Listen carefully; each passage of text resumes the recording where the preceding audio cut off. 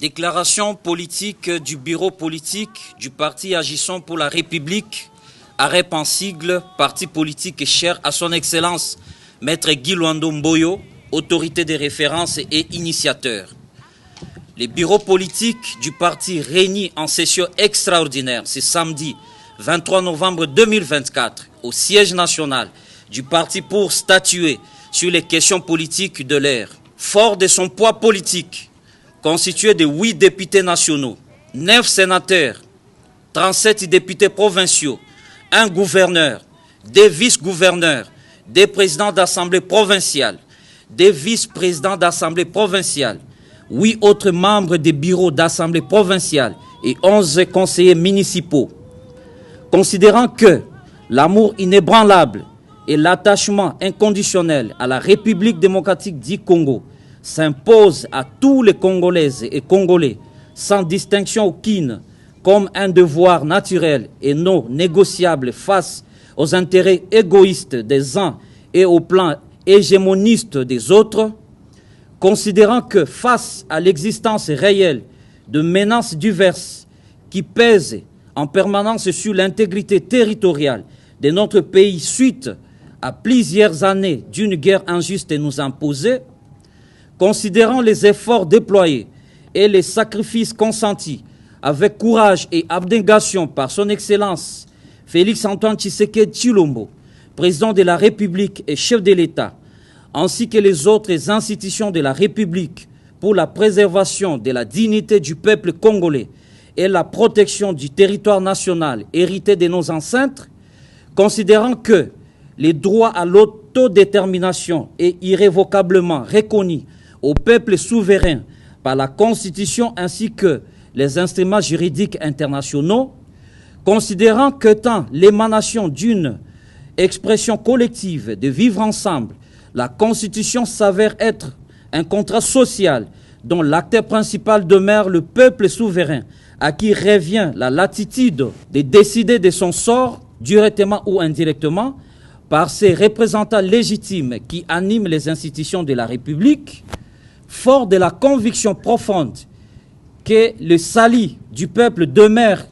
et restera la loi suprême qui doit guider l'action patriotique des institutions de la République, en l'occurrence celle du président de la République en sa qualité de garant de la nation, dont le rôle est celui de veiller à l'amélioration du bien-être du peuple, notamment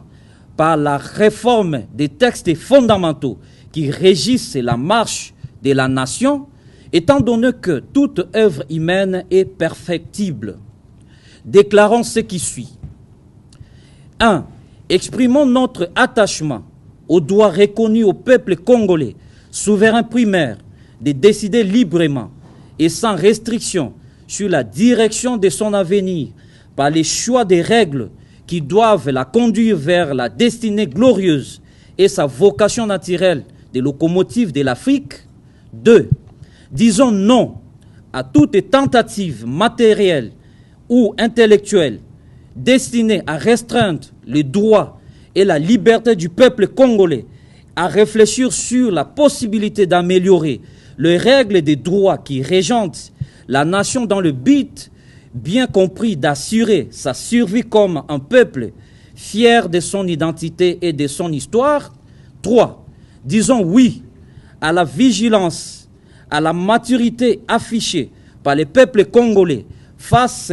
à différentes tentatives de manipulation dans le but non avoué et d'aliéner sa liberté de souverain primaire à décider librement de son sort. 4.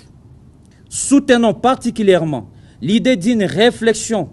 patriotique et objective lancée par son Excellence Félix-Antoine Tshisekedi Tshilombo, président de la République et chef de l'État, garant de la nation et du bon fonctionnement des institutions, sur la nécessité d'améliorer les règles fondamentales des droits contenus dans la Constitution du 18 février 2006,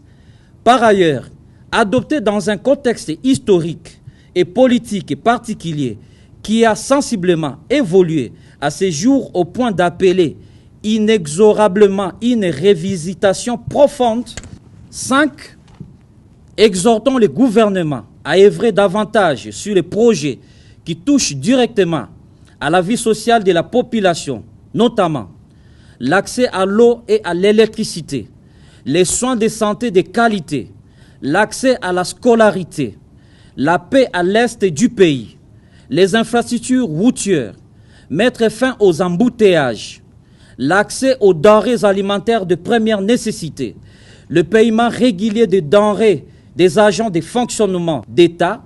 enseignants, militaires, et enfin, réitérons notre soutien